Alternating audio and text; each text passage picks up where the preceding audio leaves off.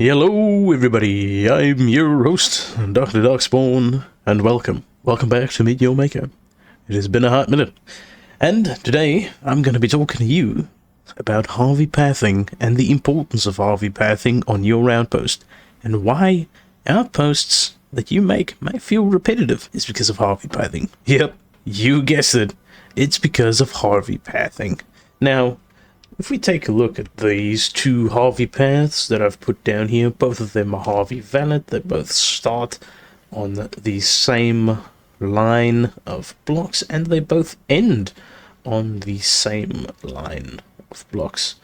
They're both 5 blocks from the bottom to the top, 1, 2, 3, 4, 5, to reach the top red block, but in fact, the difference between them is massive. Look how much longer this path using the quarter pyramid blocks actually is in comparison to the straight path. Quite a big difference, right?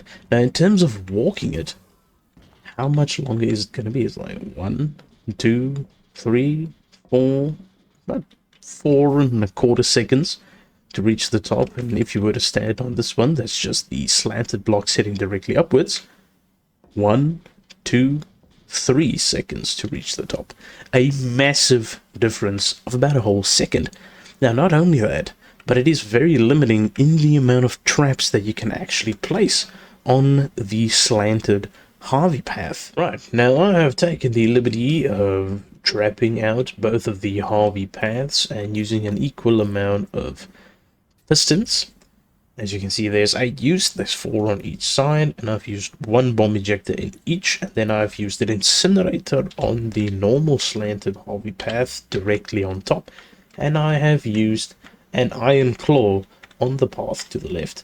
Now, the iron claw will not have any mods, and the incinerator will not have any mods, as these two will be the primary thing that's going to stop you from moving in a certain way.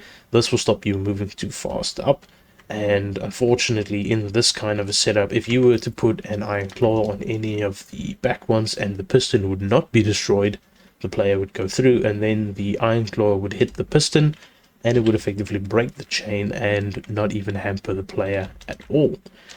Now, the goal will be to get to the end little box here towards the end and throw down a flash barrier in the shortest amount of time possible for both of them.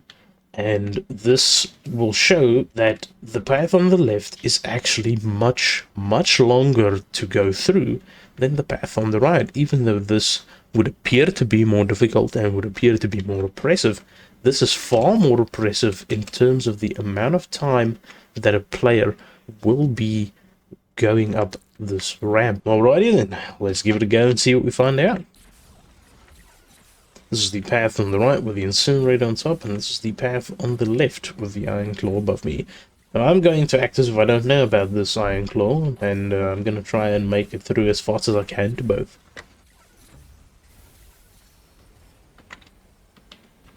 Didn't take long. And the bomb ejector there with chaos and ejection bombs didn't even reach me at the end. And it ended up destroying this whole ramp with full of traps, which does kind of suck.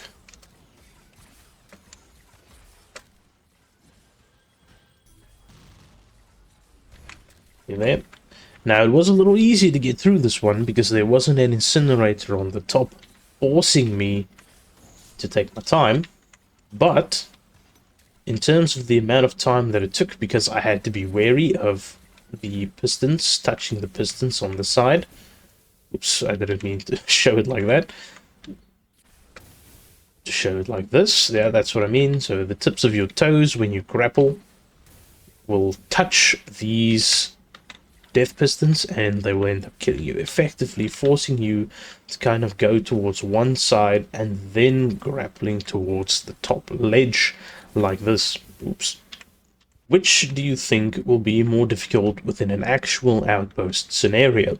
Within this path on the left, there is space to perhaps put plasma sentinels that on the side here, right above the death pistons on these blocks, that will activate when you enter from the bottom, and these projectiles will annihilate you. And on these sides where you have the ramp, you can put a solid block here and over here, and you can put a guard in this gap that fires from the left side, which I do believe is the enforcer, that can really snipe out a person really, really hard if they go up towards it. And of course you can add a cannon back on this end because it shoots from the right, and perhaps even a Ravager, I believe, that they also shoot from the right. So there's a lot of density that you can fit within the same amount of space that the ramp uses, even though it doesn't look like it. So I'm going to remove the ramp side on the Harley path, and I'm going to go back towards the left, and then I'm going to fill out this one on the left with guards and make it dense, just to show you how deadly it can really be, compared to this, where you really have one block that you can remove. This one block on each... No, not even on this one. Only this one block that you can really remove, and anything you can fit on the sides, and maybe a guard or something that you can put on top. But you can put a guard on top like this on the opposite end as well. Right, now as you can see, I have filled out this area on the left. I have added 3 plasma sentinels and 3 guards. There's an enforcer standing in this corner on the left. There's an enforcer standing peeking at you from over there. And there is a cannon back at the back which should shoot over that piston towards me. I am standing right here. Now, in comparison to the other path, I wouldn't be able to fit nearly this much traps in there if I had used every face of every block that was in that slanted pathway. Not only that, it extends the time that you're in the outpost by lengthening the effective path that you have to walk, more so by having a iron claw here, which I think is actually blocked. No, it's not. An iron claw above, which can grab you if you go towards the side on the right, which is where you're forced to go because of the death piston on the left, and the guards and the plasma sentinels, which will be shooting at you.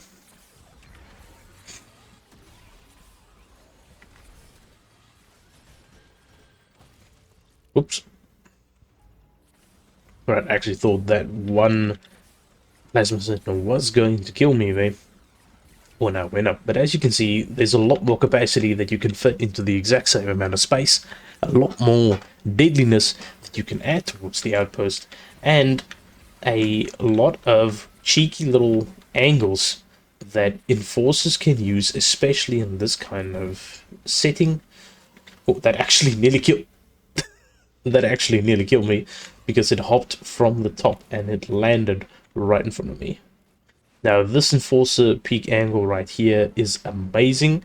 Even if you move out of the way, 2 of them will always fire and stay aggroed for long enough and don't have anywhere to move because of the amount of space that is within this spot right here. There's not really a lot of room for it to maneuver, so where normally a guard would default to its position that it was left on in its patrol path after you told them to stand guard, these ones don't really move at all to get out of position, especially when they're aggro, so they're really good for maintaining a constant angle. Now, these were just some examples that I put together in a few minutes, but if you'd like to see the finalized version of the ramps, one going upward and going downward, I have 2 outposts, and you'll find the names and the name of me, the builder, in the description. The upwards going slant is called Bicknell, and the downwards going slant is Yates. Name and builder name in the description of the video. If you're interested, go take a look there, and hopefully you'll be able to implement this in your next ramps that you make and up your ramping game. And as always, I've been your host, Dr Darkspawn, and you've been amazing. Take care.